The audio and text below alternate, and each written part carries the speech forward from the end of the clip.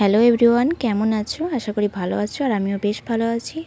আজ সকাল থেকে ভিডিওটা শুরু করছি। চা খাওয়া কমপ্লিট। এই যে কটা কাচাকুচি ছিল সেগুলোও কেচে নিয়েছি আর তারপরে এসেই চান করে নিয়েছি।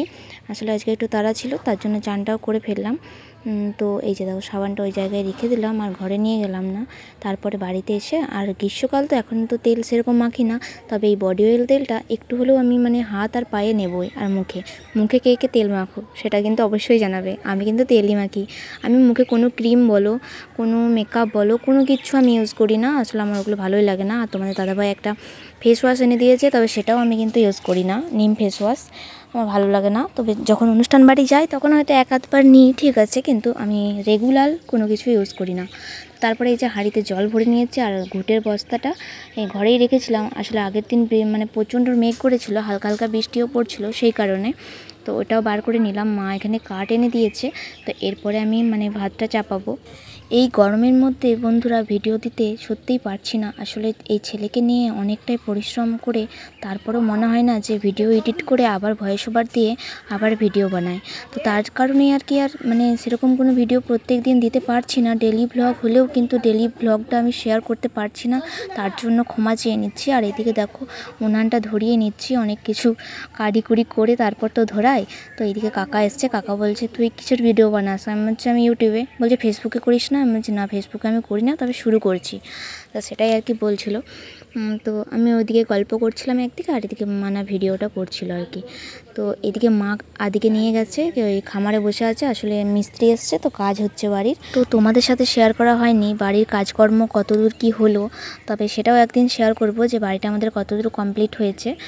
তো এখন গরমের জন্য একদমই ঘর থেকে বেরোচ্ছি না। আসলে সেই যে 9টার সময় রান্না করতে শুরু করছি, তারপরে যে 12টার সময় ঘর ঢুকে যায়, তো তারপর থেকে আর আমি সত্যি কথা বলতে বেরোই না। তবে আর একবার দুপুরবেলা বেরোই, সেই টাইমটা হচ্ছে খাওয়া দাওয়ার পর বাসন ধুতে যাই। বাস ওইটুকুন টাইমে আর কি দেখে নিই বাড়িটা কী হচ্ছে যাচ্ছে, ব্যাস ওইটুকুন টাইম দেখেই আবার চলে আসি।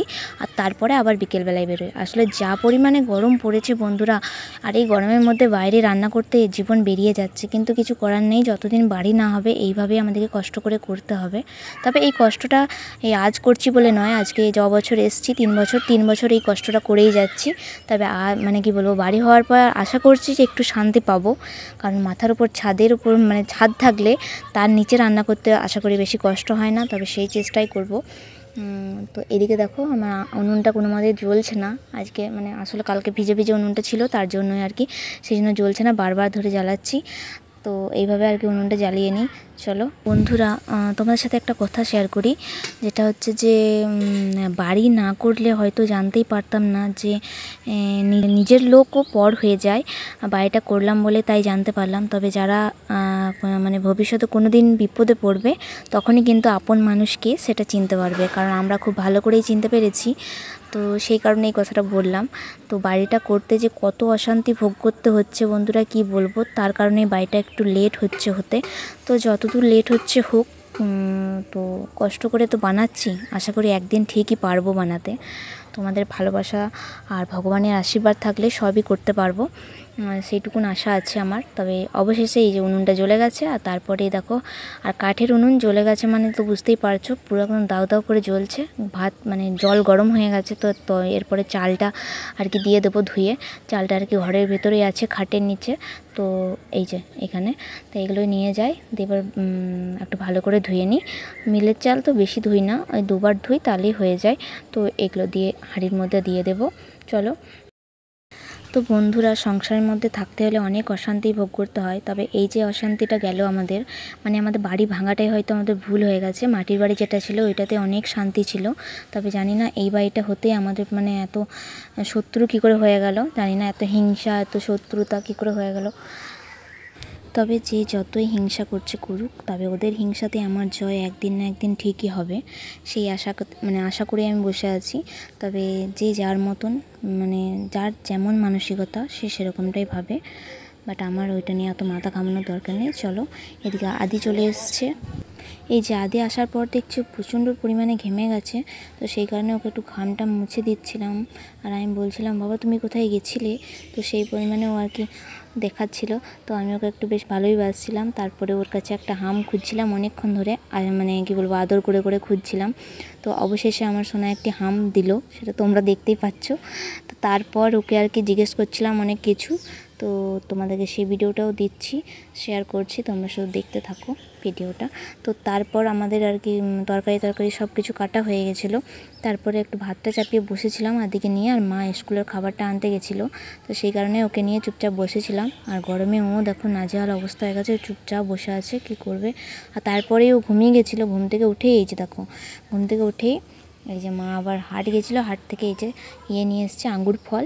তো আঙ্গুর ফল ওকে মানে ধুয়ে দিচ্ছে, ও আঙ্গুর ফল খাবে বলে। তো মা বলছে আজকের আঙ্গুর ফলগুলো যা টক। আর মা দেখো এই যে এক থলি বাজার করে নিয়ে এসছে, এই যে দেখো কত হাট করে এনেছে দেখছো, এক গাদা সবজি। তো রোজ রোজ মা এইভাবেই সবজি নিয়ে আসে। আর হাটবার হলেই আমাদের মাছটা হয়ই, হাটবার ছাড়াও হয় প্রত্যেক দিনই বলতে গেলে, যেদিনে আসে না মাছালি সেদিনে ডিম হয়। তো এই যে দেখো কত হাট করে এনেছে। আর এদিকে মাছ হবে, আর এদিকে তরকারি চাপিয়ে দিয়েছি। আর এখানে দেখো আদি ওই আঙ্গুর খাওয়া হয়ে গেছে, আঙ্গুর খাওয়ার পর এই যেখানে জল খাচ্ছে মায়ের কাছে বসে বসে। আর এদিকে আমিও মুড়ি খেতে বসে গেছি তরকারিটা চাপিয়ে। আসলে ভাতটা চাপিয়ে বসি না, কারণ মুড়িটা একটু শান্তিভাবে খাই, তো তার জন্যই আর কি মানে ভাত চাপিয়েই সঙ্গে সঙ্গে খেতে বসি না। ভাতটা হওয়ার পর তরকারিটা চাপিয়ে বসলে তখন আর অতটা তাড়াহুড়ো থাকে না, তো সেই কারণেই আর কি আমি একটু দেরি করেই খাই। তো তারপরে এই যে দেখো আদিকে চান করিয়ে দিয়েছি, আর চান করে ও খেলনা নিয়ে খেলছে। তাই আমি বলছি তুমি একবার বন্ধুদেরকে দেখিয়ে দাও তোমার মাথা কোনটা, তোমার চুল কোনটা। তো সেটাই আর কি অনেকক্ষণ ধরে বলছিলাম। তো দেখো এই যে তোমাদেরকে এরপর মানে একটুখানি শোনাই আমি যেটা বলছিলাম সেটা ও করছিল কিনা। আর চুল কই, চুল? আর কান কই? আর নাক কই?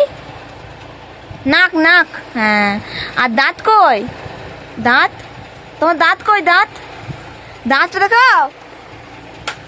আর তোমার পা কই? তোমার পা কই? হ্যাঁ। আর তোমার হাত কই? হাত? আর পেট কই? পেট, পেট। হ্যাঁ। আর গোলাটা কই? গোলা? আর দাঁত কই? দাঁত? আর মুখ, মুখ। আর জিভটা? জিভ, জিভ।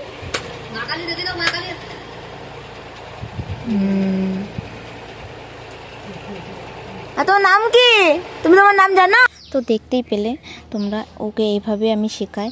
তবে আরও একদিন একটা ভালোভাবে ভিডিও নেব, তো সেই দিন আরও ভালোভাবে শেয়ার করব। আর এই যে দুপুরবেলায় দেখো খেতে বসে গেছি, মাছ মানে মাছের ঝোল করেছিলাম, আর এই যে একটা তরকারি করেছিলাম বরবটি আলুর। তো চলো খেয়ে নিই। খাওয়া দাওয়া করার পর বিকেলবেলায় রেডি হয়ে গেছি, আজকে একটু বাপের বাড়ি যাব বলে রেডি হয়েছে। আর তারপরে বাপের বাড়ি আসার পর দেখছি দিদিও চলে এসছে, দিদির সাথেই দেখা হয়ে গেল। আর দিদি বানিয়ে এনেছিল এই যে নাড়ু, তো এই যে নাড়ু খাচ্ছিলাম আমরা সবাই মিলে, তো ভাবলাম একটু নেওয়া যাক। তো তারপরে এই যে বৌদিও বসে আছে এখানে, সবাই মিলে আর কি গল্প করছি।